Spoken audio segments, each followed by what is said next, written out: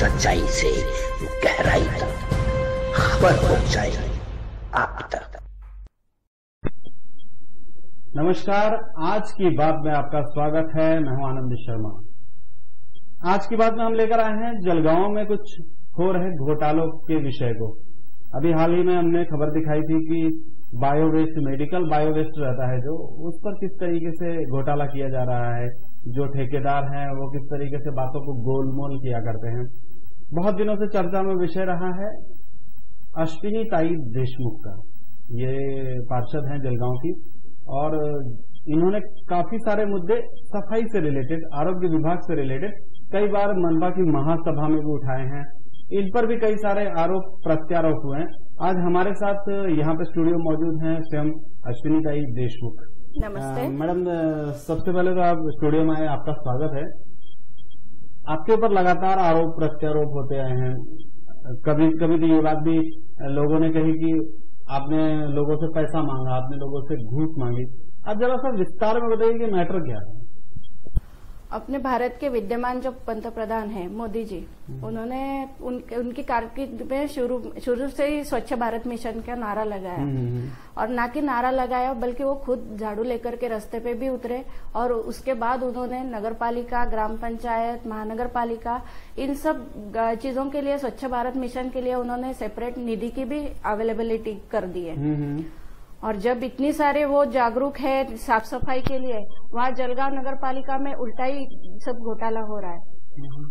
यहाँ के जो आरोग्य अधिकारी है जलगांव महानगर पालिका के, डॉक्टर विकास पाटिल, ये लगातार मुझे ठेकेदार से पैसे लेकर के साफ सफाई की तकरार न करने के लिए मेरे ऊपर प्रेशर ला रहे थे। मतलब जो साफ सफाई होने वाली थी या हो रही थी उसमें आप शिकायत न करें। हाँ, शिकायत ना करे, मतलब मैं शांत रहूं, चुप रहूं और मुझे उसके बदले में मुझे हर महीने ठेकेदार से कुछ रकम अदा की जाएगी। तो मैंने कंप्लेंट नहीं करने की। हाँ, मैंने कंप्लेंट नहीं करने की, ठेकेदार के खिलाफ भी नहीं और किसी के खिलाफ भी नहीं। उसके लिए मुझे कंटिन्यू फोन शुरू में मैंने इग्नोर किया, लेकिन फिर मुझे बाद में ऐसा लगने लगा कि नहीं बाबा, लोगों के सामने ये सब चीजें आनी चाहिए। क्योंकि लोगों की जनरली थिंकिंग ऐसे रहती है कि पॉलिटिशियंस माने पैसा खाने वाले। यस। लेकिन दूसरी साइड ऐसी भी रहती है कि कोई तो इनके खिलाफ जाए, कोई तो इसके खिलाफ आवाज उठाई। इसलिए फिर मैंने स्टिंग ऑपरेशन किया और स्टिंग ऑपरेशन के बाद मैंने कुछ पुरावे, मतलब कुछ सबूत भी जमा किए। वो सब जमा होने के बाद मैंने आयुक्त साहब को रिक्वेस्ट की कि मेरे पास ऐसा ऐसा पूरा स्कैम है, आपको दिखाना है मुझे। लेकिन उन्होंने अवॉइड किया। बाद में फिर मेरे आयुक्त जीवन सोनवणे, अच्छा, अभी जो रिटायर हुए हाल ही में, तो उन्होंने अवॉइड किया। बाद में मैंने वापस दोबारा उनको बोला कि साहब प्लीज देखिए मेरे पास जो भी है मटेरियल। फिर उन्होंने देखा, लेकिन देखने के बावजूद उन्होंने कुछ भी उसके ऊपर एक्शन नहीं ली। फिर मुझे हताश मन से भी मीडिया के सामने आने की जरूरत पड़ी। मुझे एक्चुअली आना नहीं था क्योंकि मैं मनपा की सदस्य हूँ, मैं उस हाउस की रिस्पेक्ट करती हूँ।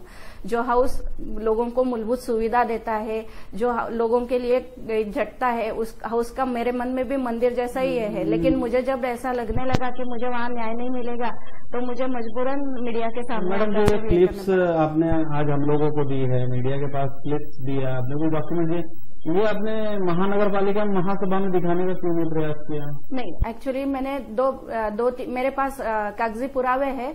मैंने लगातार 3 महासभा हुए, मैंने एप्लीकेशन किया था कि मुझे प्रोजेक्टर अवेलेबल कर दो, क्योंकि महासभा में ही मुझे दिखाना है। क्योंकि मुझे महासभा में दिखाने की जरूरत इसलिए थी क्योंकि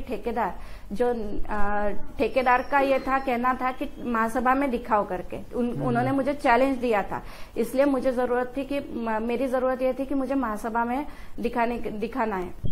लेकिन मुझे परमिशन मिली नहीं। जब 3 महासभा लगातार मेरे पास रिटर्न एप्लीकेशन है, किसी ने भी मेरी ये भी नहीं ली, वहाँ पे आपकी बातें नहीं सुनी इसलिए फिर मुझे मजबूरन फिर मीडिया के सामने आकर के पूरा स्कैम ओपन करना पड़ा। ये जो घोटाला है, इसमें आपके हिसाब से कौन कौन सहभागी है? किसने किसने घोटाला किया है और कौन आपको बोल रहे थे कि पैसा ले लो? ये घोटाले में सबसे पहले ठेकेदार है नितिन सबके, उसके बाद आरोग्य अधिकारी है मनपा के डॉक्टर विकास पाटिल, उपायुक्त कहार साहब है, आयुक्त डॉक्टर जीवन सोनवणे है, इसमें एक स्टैंडिंग सभापति है ज्योतिताई चौहान, उनके हस्बैंड भी है जो मनपा कर्मचारी है बाला साहेब चौहान, इतने सारे जन शामिल थे। मैडम, आपने बात करते वक्त बताया था कि कुछ 10-15 हजार रुपए लेन देन की बात चल रही थी, तो थोड़ा सा लोगों को भी बताइए कि अकाउंट किस तरीके से है उनका, कितना खर्चा होता है और क्या है? हाँ, ये अकाउंट हिसाब ऐसे रहता है कि एक दिन आड़े घंटा गाड़ी वार्ड में घूमती है, जबकि डेली घूमनी चाहिए। एक्चुअली करारनामा में उन्होंने लिख कर दिया रहता है कि घंटा गाड़ी हर रोज घूमेगी, लेकिन हर रोज नहीं घूमती है, एक दिन आड़े घूमती है। तो 15 दिन के हिसाब से 10,000 का डीजल, 12 से 15,000 ट्रैक्टर का हिसाब, एक ट्रैक्टर का, ऐसे में कुल मिलाकर 25,000 यहाँ पे हो गए। हर रोज वार्ड में 5 या 6 मजदूर रहते हैं, उनके 120 रुपए हिसाब से, डेली वेजेस के हिसाब से उनके करीबन 1,000-1,200 रुपए होते हैं। 10 भी पकड़ लिए तो भी 1,000-1,200 रुपए हो जाते हैं, तो वो 20-30 हजार हो जाते हैं। ऐसे कुल मिलाकर के करीबन 60,000 का ठेका, 60,000 में ठेका कंप्लीट हो जाता है। महीने भर में 60,000 में काम हो जाता है। अभी उसके बाद जो चेंज शुरू होती है, ये खुद आरोग्य अधिकारी ने मुझे बताया हुआ है। उसके बाद जो एक 10-15 हजार रहते हैं, नगर सेवक को रहते हैं। उसके बाद स्वच्छता दूत, उसको 10-15 हजार रहते हैं। फिर आरोग्य अधिकारी, उनका कुछ ये रहता है, और उपायुक्त और आयुक्त, और ये बात सब मतलब ये सब मिले हुए रहते हैं। तो जब मुझे पता चला कि अरे मैं मैं न्याय मांगने के लिए किसके पास जाऊंगी, जब पूरा प्रशासन इसमें शामिल है तो मुझे ये लोग क्या न्याय देंगे। तो मैंने ट्राई करके देखा, जब 3 बार मुझे परमिशन नहीं मिली तो मुझे मजबूरन यहाँ आना पड़ा। मैडम, जो सरकारी अधिकारी हैं वो खुद मिले हैं, वो एक दूसरे पर कार्रवाई नहीं करेंगे, मीडिया भी अभी खबर चलाएगी। अगला कदम आपका क्या होगा, क्या करने वाले हैं इसके बाद आप? मैं इसके बाद अभी ये स्टिंग ऑपरेशन आज ओपन होने के बाद मैं पीएम पोर्टल पर भी ये पूरा स्टिंग ऑपरेशन डालने वाली हूँ, सीएम पोर्टल पर भी डालने वाली हूँ, और कल मैं अभी विद्यमान जो प्रभारी आयुक्त है कलेक्टर साहब अपने, उनको जाकर के निवेदन देने वाली हूँ, और हाईकोर्ट में पार्टी बंद करके कोर्ट केस दाखिल करने वाली हूँ। और मुझे अगर जरूरी लगता है 4-8 दिन बाद तो मैं उनके ऊपर पुलिस स्टेशन में जाकर के गुन्हे दाखिल भी करूंगी। अश्विनीताई, पहले कुछ आपने अपने जो इलाका है, आप जहाँ की पार्षद हैं, वार्ड क्रमांक 36 की, तो वहाँ पे आपने कुछ इलेक्ट्रिसिटी बचाने के लिए कुछ अभियान करा था, जरा सा हमारे दर्शकों को उसकी भी जानकारी दीजिए। आजकल आप देख रहे हो, हर रोज न्यूज आती है कि शेतकरी आत्महत्या कर रहा है, किसान आत्महत्या कर रहा है। उसका आत्महत्या का कारण सिर्फ अनुदान न मिलना, पैसे न होना, ये एक नहीं है। हमने उसके ऊपर सोचा, फिर हम लोगों को लगा कि नहीं, ये बहाना नहीं है खाली, तो उसके लिए फिर दूसरा क्या है, तो उसको लाइट भी मिलती नहीं है। 18 घंटे का लोड शेडिंग रहता है, तो उसको इलेक्ट्रिसिटी मिलना भी उतना ही जरूरी है। तो इसलिए फिर हम लोग सोच रहे थे कि क्या किया जाए इसके ऊपर, अपनी तरफ से घर बैठे कुछ ना कुछ किया जाए। तो उसमें से हम लोगों ने देखा कि 6 से 9, ये शाम का 6 से 9 का जो पीरियड रहता है, ये पिक पीरियड रहता है, इसमें लाइट का कंजम्पशन सबसे ज्यादा रहता है। इस पीरियड के दौरान अगर आधे घंटे का भी आप लोड शेडिंग करते हो, फ्रिज बंद करके घर के सब लाइट बंद करते हो, तो वो इलेक्ट्रिसिटी नेचुरली किसान को मिलेगी। जो किसान अपना देश का पूरा मेन है, उसको मिलती है तो उसका भला होगा, उस नेचुरली हम लोगों का भला होगा।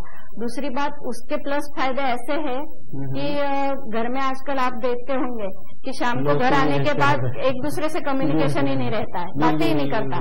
पापा आने के बाद फोन पर रहते हैं, बच्चे इंटरनेट पे, मम्मियाँ वो सीरियल में, और बूढ़े लोगों को तो कोई पूछता ही नहीं है। कोई किसी से बात करने के लिए टाइम ही नहीं है। बच्चों को इतना दिन भर का रेगुलर रूटीन सुनाना रहता है मम्मी पापा को, किसी को टाइम नहीं। तो और बाजू में भी, पड़ोसियों में भी ऐसा होता है कई बार कि पड़ोसियों में कई कुछ प्रॉब्लम रहता है, लेकिन अपन को पता ही नहीं रहता कि बाजू में क्या हो रहा है, कोई बीमार है, कोई किसी को कुछ प्रॉब्लम है।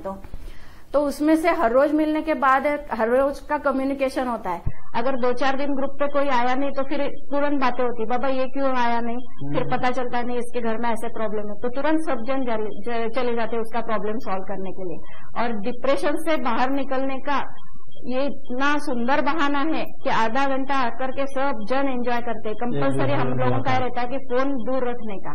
उस आधे घंटे में हम लोग रीडिंग करते हैं, कुछ अच्छे संस्कार बच्चों के ऊपर ये करते हैं। डॉक्टर रहते हैं, वो कुछ अपने हेल्थ टिप बताते हैं, किचन का कुछ ना कुछ बताते हैं। ऐसे हर रोज कुछ ना कुछ एक्टिविटी वहां पे चालू है हम लोगों की। तो इस बहाने से इन शॉर्ट ये घर बैठे राष्ट्र कार्य है। पैसा बचा, लाइट बिल में भी आपके 1200-1300 रुपए की आ जाती है। हम लोग करीब 150 कुटुंब फैमिलीज है और हम लोग साल भर में करीब 4.5 या 5 लाख की कम से कम इलेक्ट्रिसिटी बचत कर रहे हैं। और ये दो साल से हमारा उपक्रम कंटिन्यू है। सही, अच्छा एक उपक्रम है, सभी लोग एक साथ जोड़ने का काम आप कर रही हैं। आपके वार्ड से भी हम लोगों ने जब भी बातचीत की है तो अच्छा ही निकल के आता है कि हाँ एक्चुअल में जो नेतागिरी हो गई है, जो लोग नेता बनते हैं पॉलिटिकल में चले, लोग ऐसा बोलते हैं कि कीचड़ में चले जाते हैं। आप एक अच्छा काम कर रहे हैं, उस कीचड़ को थोड़ा तो भी साफ करने का काम आप कर रही हैं। आपका मैं जलगांव वालों की तरफ से शुक्रिया अदा करता हूं और आशा करते हैं कि अश्विनी ताई जो बीड़ा उठाया है इन्होंने एक घोटाला खोलने का, एक घोटाले को बंद करने का, घोटाले को सामने लाने का, उसमें ये सफल होंगे। हमारी शुभकामनाएं इनके साथ हैं। और ये जिस चीजों में लड़ रही हैं उसमें आम आदमी को भी आगे आना चाहिए, लोगों को इनका साथ देना चाहिए। जहां पे ये खड़ी हैं वहां पे अगर इनके साथ 10 लोग और खड़े रहेंगे तो इनको हिम्मत आएगी।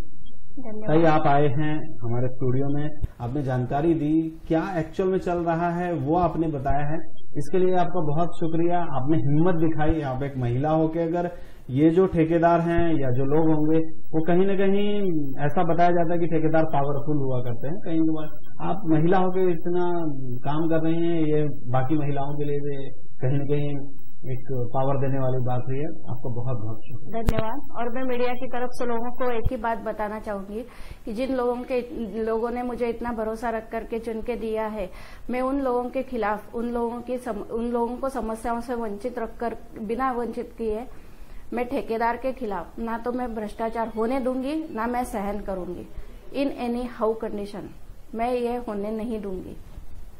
Thank you. हमारे साथ थी अश्विनी ताई देशमुख जो बता रही थी कि मनपा के आरोग्य विभाग में किस तरह से घोटाला हुआ है और कौन ऐसे भी लोग हैं जो इन्हें घूस देने का प्रयास कर रहे थे, इन्हें पैसों से खरीदना चाह रहे थे, लेकिन उनको ये जानकारी होनी चाहिए कि हर कोई यहाँ बिकाऊ नहीं है। फिलहाल आनंद शर्मा को दीजिए इजाजत, फिर से आपसे मुलाकात होगी। आप तक के लिए, तब तक के लिए। जलगांव मनपा में घुसखोर अधिकारी भरे हुए हैं, ये आरोप लगाते हुए मनपा पार्षद अश्विनी देशमुख ने मीडिया में कुछ वीडियो क्लिप्स शेयर की है, जिसमें कुछ नेताओं और मनपा अधिकारी मुंह बंद रखने की कीमत देने की बात कर रहे हैं। साथ में ठेकेदार के लोग भी हैं जो तड़जोड़ करते नजर आ रहे हैं। देशमुख के विरोधियों ने देशमुख पर भी भ्रष्टाचार का आरोप लगाया है, किंतु अपनी सफाई में श्रीमती देशमुख ने बताया कि हाँ, मैंने स्टिंग करने के लिए उनसे मेल मिलाप बढ़ाया था और नतीजा आपके सामने है। मनपा आरोग्य अधिकारी डॉक्टर विकास पाटिल के जरिए ये सारा गोरख धंधा चलता है। देखिए इस स्टिंग की क्लिप में, सुनिए किस तरह से पैसे और लेन देन की बात हो रही है। इससे पहले हम आपको ये बता दें कि इंडिया आप तक न्यूज इस स्टिंग की पुष्टि नहीं करता है और ना ही इसे सही और गलत बताता है।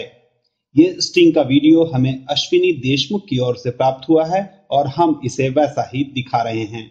सगळं होतं, आम्ही सांगितलं हे त्याला उभंच नाही करायचं बाबा। मध्ये बाळासाहेबांनी सांगितलं की माझ्यासाठी घरी या, आम्ही आलो तेव्हा बाळासाहेबच्या समोर त्या 4 लोकांनी सांगितलं की आम्ही नितीन सपकेला ओळखत नाही।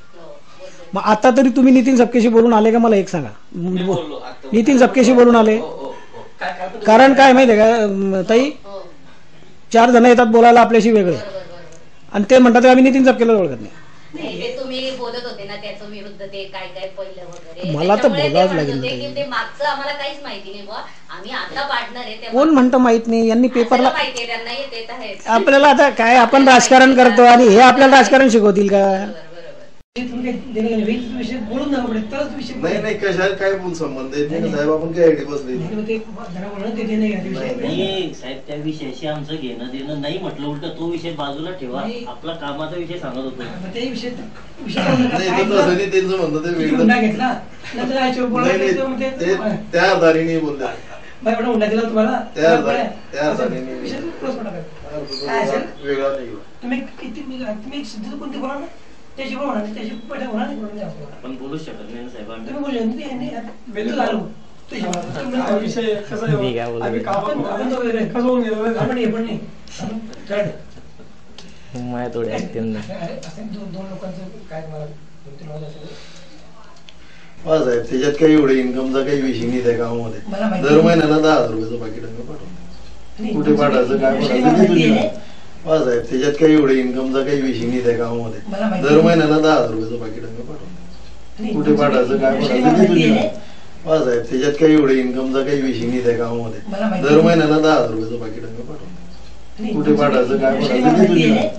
घेताना तुम्ही 30,000 रुपये लॉस मध्ये घेतला तो विचारून घ्यायला पाहिजे होता. तर मी नव्हतो का या पदावर. मला माहिती मी पण म्हणायचं घेऊन नव्हतो. आता त्याला काही इलाज आहे का त्या गोष्टीवर. आणि मग तुमच्या असेल तर ते पाहा तुम्ही बोला नाही तू बोल. 15,000 रुपये मी सुद्धा तुम्हाला अगदी तुम्हाला फोन करायची गरज नाही. मी सुद्धा तुमच्या घरपोच पोहोचून द्यायची जबाबदारी माझी राहील. जोपर्यंत ठेका चालू तोपर्यंत 15,000 रुपये मी सुद्धा तुम्हाला अगदी तुम्हाला फोन करायची गरज नाही. मी सुद्धा तुमच्या घरपोच पोहोचून द्यायची जबाबदारी माझी राहील. जोपर्यंत ठेका जोपर्यंत चालू तोपर्यंत 15,000 रुपये मी सुद्धा तुम्हाला अगदी तुम्हाला फोन करायची गरज नाही. मी सुद्धा तुमच्या घरपोच पोहोचून द्यायची जबाबदारी माझी राहील. जोपर्यंत ठेका जोपर्यंत चालू तोपर्यंत. आता तुमचं काय मी बरोबर बोललो. तुम्ही दोन्ही कार्यकर्ते असं बोलला तर तुम्हाला प्रश्न नाही कार्यकर्त्यांना जर इकडे फायदा होईल ते तुमच्या चिटकून राहतील आणि ते काम सुरू करतील. तुम्हाला डिपेंड राहता आणि स्वतःला त्याला खर्च करता काही जेवढे स्पॉट दिले म्हणतात ते काय बोलतो तेवढे स्पॉट त्यांना बोल काय बसून तुम्हाला दंड करणार आहे. आता बोलू शकता काय म्हणून ते काही म्हणत आले कचरा पडला दंड म्हटलं टाइमच्या नंतर असेल दंड माझी गाडी तिथे 6:11 जाईलच. यार मी समजून दंड केला पाहिजे. हे करायला काही नाही माहिती का खरंच स्पॉट स्वच्छ नाही होणार. अजिबात स्वच्छ नाही होणार. 8-8 दिवस काही ठिकाणी येत नाही ना वार्डात फिरून राहिलेली येत नाही. येत नाही. दादागिऱ्या करतात. हा दादागिऱ्या करतात. काही विचित्र बोलतात.